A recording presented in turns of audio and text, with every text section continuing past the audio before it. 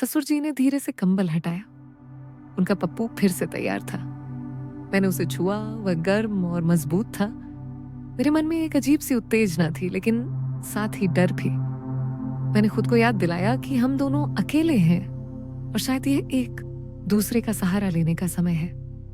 ससुर जी की आंखों में भी एक हल्की सी चमक थी, जैसे वह भी इस पल को चाहते थे, लेकिन मन में कहीं ना कहीं संकोच था। लैला, यह गलत है, उन्होंने धीमी आवाज में कहा, लेकिन उनका हाथ मेरे कंधे पर था। मैंने कहा, ससुर जी, गलत सही का फैसला कौन करेगा? समाज, जो हमें अकेले छोड़ गया, या हम खुद, जो एक दूसरे के दुख को समझते हैं? मेरे शब्दों ने उन्हें सोच में डाल दिया। उन्होंने गहरी सांस ली और फिर धीरे से मेरे करीब आए। उस रात जो हुआ वह मैं शब्दों में बयान नहीं कर सकती। यह न तो सिर्फ शारीरिक था, न ही सिर्फ भावनात्मक। ये एक अजीब सा बंधन था जो हमारे बीच बन गया। ससुर जी ने धीरे धीरे, जैसे तिजोरी खोलते हैं, अपने दिल और शरीर के ताले खोले। मैंने भी खुद को खुलने दिया। उस पल में न कोई शर्म थी, न कोई अपराध बोध। बस दो अकेले लोग थे जो एक दूसरे में सुकून ढूंढ रहे थे। अगली सुबह सब कुछ सामान्य लग रहा था, लेकिन हवा में कुछ बदल गया था। ससुर जी ने नाश्ते के दौरान मुझे देखकर हल्के से मुस्कुराया। मैंने भी जवाब में मुस्कान दी। हम दोनों जानते थे कि जो हुआ वह हमारा राज रहेगा, लेकिन मेरे मन में एक सवाल बार बार उठ रहा था। क्या यह सही था?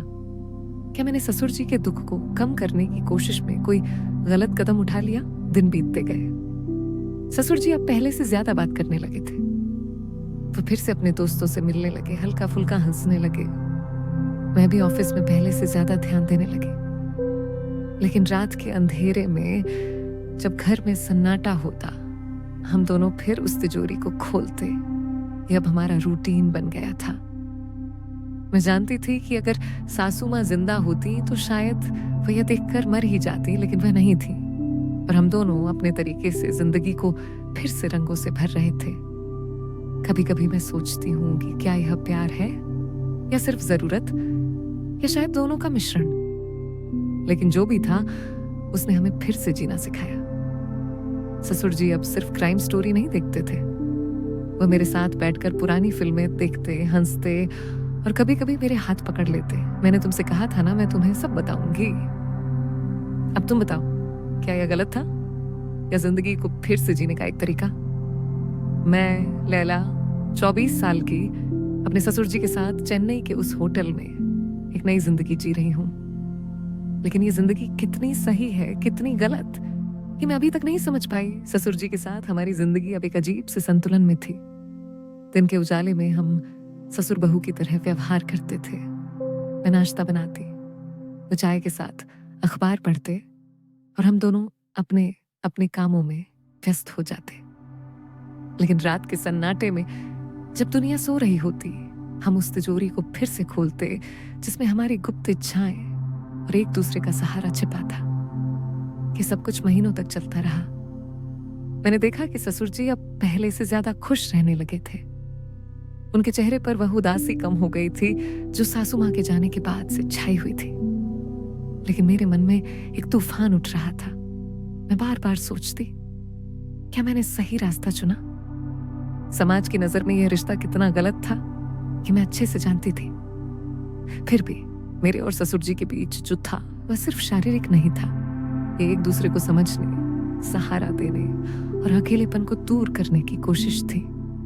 लेकिन क्या यह काफी था? क्या मैं अपने दुख को कम करने के लिए ससुर जी का इस्तेमाल कर रही थी, या वो मेरे साथ ऐसा कर रहे थे? एक दिन की बात है, मैं ऑफिस से थोड़ा जल्दी लौट आई। ससुर जी घर पर नहीं थे।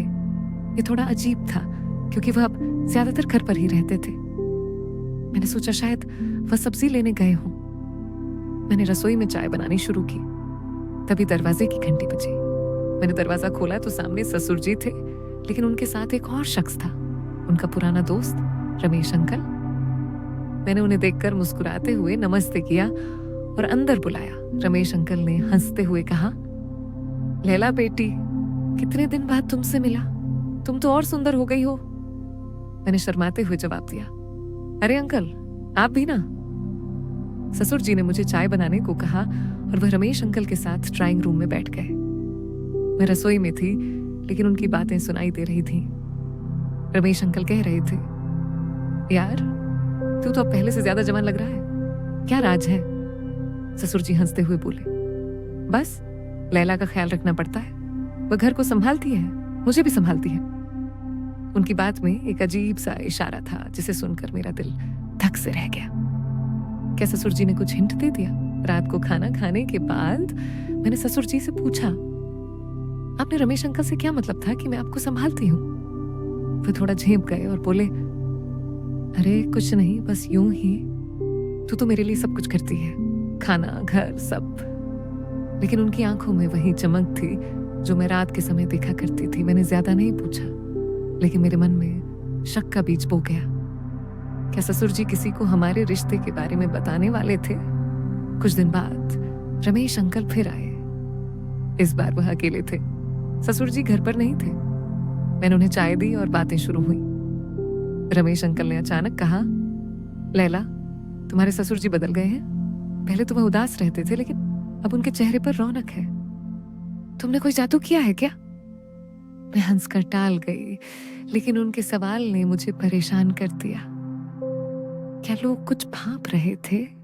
उसी रात जब मैं और ससुर जी अपने कमरे में थे, मैंने उनसे साफ साफ पूछ लिया, ससुर जी क्या आपने किसी को हमारे बारे में कुछ बताया? वो चौंक गए और बोले, नहीं लैला, मैं ऐसा क्यों करूंगा, ये हमारा राज है। लेकिन उनकी आवाज में थोड़ा संकोच था। मैंने कहा, अगर ये बात बाहर गई तो हमारा क्या होगा? समाज हमें बख्शेगा नहीं। ससुर जी ने मेरा हाथ पकड़ा और बोले, लैला तुम चिंता मत करो, मैं तुम्हें कभी मुश्किल में नहीं डालूंगा, लेकिन अगर तुम चाहो तो हम ये सब बंद कर सकते हैं। उनके शब्दों ने मुझे झकझोर दिया। क्या मैं सचमुच ये सब बंद करना चाहती थी? ससुर जी मेरे लिए अब सिर्फ ससुर नहीं थे, वह मेरे सहारे थे, मेरी जिंदगी का रंग थे। लेकिन यह रिश्ता हमें कहां ले जा रहा था? मैंने उस रात कोई जवाब नहीं दिया, बस चुपचाप उनके सीने से लगकर सो गई। अगले कुछ दिन अजीब से थे। ससुर जी मुझसे थोड़ा दूरी बनाकर रहने लगे। शायद वह भी उसी उलझन में थे जिसमें मैं थी। मैंने फैसला किया कि हमें इस बारे में खुलकर बात करनी होगी। एक रात मैंने उन्हें डिनर के बाद रोक लिया और कहा, ससुर जी हमें यह तय करना होगा कि हम क्या कर रहे हैं। ये रिश्ता हमें कहां ले जाएगा?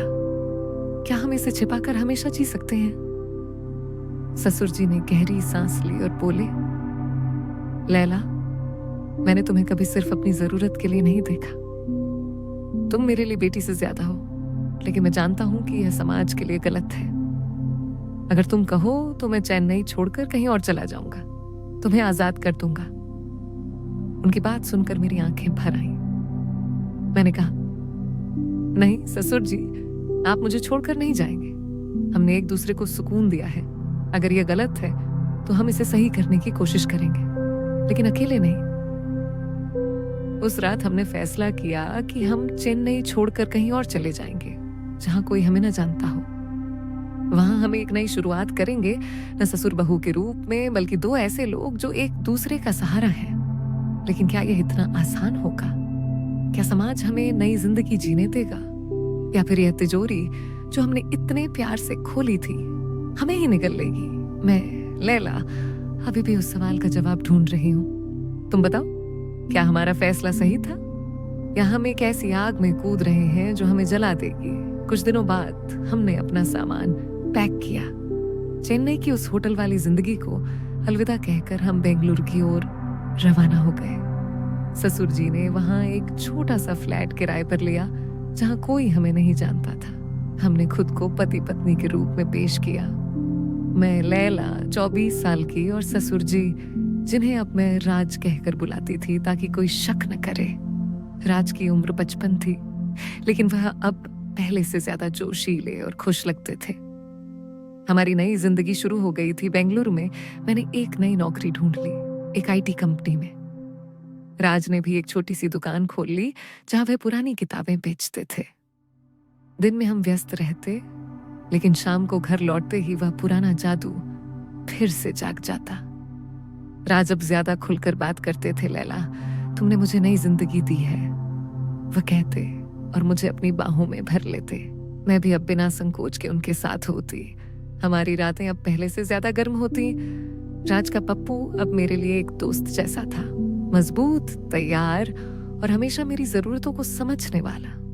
लेकिन नई जगह पर भी परेशानियां आईं। एक दिन पड़ोस की आंटी ने पूछा, तुम्हारे पति की उम्र तो ज्यादा लगती है बेटी, कैसे हुई तुम्हारी शादी? मैंने हंसकर टाल दिया। प्यार की कोई उम्र नहीं होती आंटी। लेकिन उनके सवाल ने मुझे अंदर से हिला दिया। क्या हमारा राज कभी बाहर आ जाएगा? राज ने मुझे सांत्वना दी। चिंता मत करो लैला, हम सावधान रहेंगे। लेकिन मैं जानती थी कि यह जिंदगी एक तलवार की धार पर चल रही थी। एक शाम की बात है, मैं ऑफिस से थकी हुई लौटी। राज घर पर थे और उन्होंने डिनर तैयार कर रखा था, मेरी पसंदीदा बिरयानी। हमने साथ खाया, हंसे और फिर बेडरूम में चले गए। उस रात राज ने धीरे से मेरे कपड़े उतारे। लैला तुम कितनी खूबसूरत हो, वो बोले और मेरे शरीर पर अपना हाथ फेरा। मैंने भी उनके पप्पू को छुआ जो पहले से ही तैयार था। हमने धीरे धीरे वह तिजोरी फिर से खोली। राज की हर हरकत में अब एक नया जोश था। वो मुझे ऊपर नीचे हर तरफ से खुशी देते। मैं भी खुद को पूरी तरह सौंप देती। उस रात हमने नई नई चीजें ट्राई की, जैसे कोई नया खेल। सुबह तक हम थक कर सो गए लेकिन खुश थे। कुछ महीने बीत गए, सब ठीक चल रहा था। लेकिन एक दिन राज को फोन आया चेन्नई से, रमेश अंकल का। यार तुम कहाँ गायब हो गए? मैंने तुम्हारे पुराने घर पर जाकर पता किया तो पता चला तुम चले गए हो। क्या हुआ? राज ने बहाना बनाया, बस नई नौकरी मिल गई, लैला को भी काम मिला। लेकिन रमेश अंकल ने कहा, अच्छा लेकिन मैंने सुना है तुम दोनों। खैर छोड़ो, मिलते हैं कभी। फोन कटने के बाद राज का चेहरा पीला पड़ गया। लैला शायद उन्हें शक हो गया है, वह बोले। मैं डर गई। क्या हमारा राजा बाहर आने वाला था? उस रात हमने बात की। ससुर जी माफ करना राज, अगर ये सब गलत था तो अब क्या करें? राज ने मेरा हाथ पकड़ा और बोले, लैला ये गलत नहीं है, ये हमारा प्यार है। अगर दुनिया नहीं समझती तो हम दुनिया से दूर चले जाएंगे। हमने फैसला किया कि अगर जरूरत पड़ी तो हम कहीं और शिफ्ट हो जाएंगे, लेकिन अभी हम यहाँ रहेंगे एक दूसरे के साथ। मैं अब सोचती हूँ कि जीवन कितना अजीब है। पति चले गए, सासू माँ चली गई, लेकिन ससुर जी ने मुझे नई उम्मीद दी। क्या ये पाप है या बस जीने का एक तरीका? तुम बताओ, अगर तुम मेरी जगह होते तो क्या करते? मैं लैला अब बेंगलुरु में अपनी इस नई जिंदगी को जी रही हूँ, लेकिन हर पल में एक डर छिपा है। क्या यह डर कभी खत्म होगा या हमारी तिजोरी हमेशा के लिए बंद हो जाएगी? कुछ और महीने बीत गए। बेंगलुरु की जिंदगी अब हमें अपनी लगने लगी थी। मैं अपनी नौकरी में अच्छा कर रही थी, प्रमोशन की बात चल रही थी। राज ने अपनी किताबों की दुकान को अच्छे से चला लिया था। अब वहाँ कुछ नियमित ग्राहक भी आने लगे थे। शाम को हम साथ में पार्क में घूमते, कॉफ़ी पीते और घर लौटकर एक दूसरे की बाहों में खो जाते। राज अब ज़्यादा रोमांटिक हो गए थे। वह मुझे फूल लाते, छोटी छोटी सरप्राइज देते।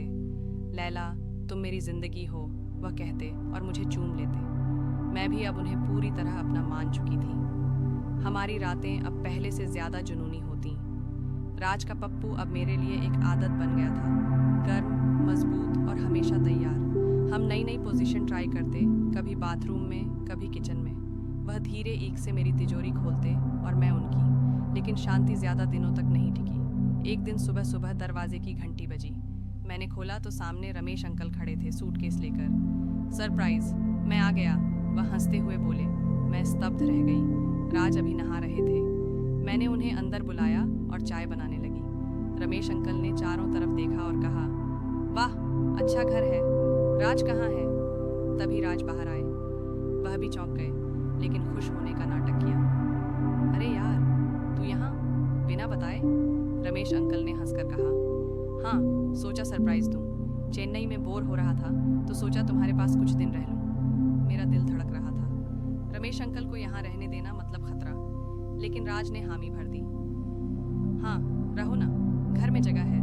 मैंने राज को किचन में खींचकर पूछा, क्या कर रहे हैं? अगर उन्हें शक हुआ तो? राज ने कहा, चिंता मत करो, वह मेरा पुराना दोस्त है, हम सावधान रहेंगे। रमेश अंकल हमारे साथ ही रहे। दिन में वह राज के साथ घूमते, शाम को घर पर बातें करते, लेकिन उनकी नज़रें मुझ पर अजीब सी थीं। एक शाम जब राज दुकान पर थे, रमेश अंकल ने मुझसे कहा, लैला, तुम और राज काफ़ी क्लोज लगते हो, ससुर बहू से ज़्यादा। मैंने हंसकर टाल दिया, अंकल आप भी ना, हम तो परिवार हैं। लेकिन उनके शब्दों ने मुझे डरा दिया। उस रात रमेश अंकल सोने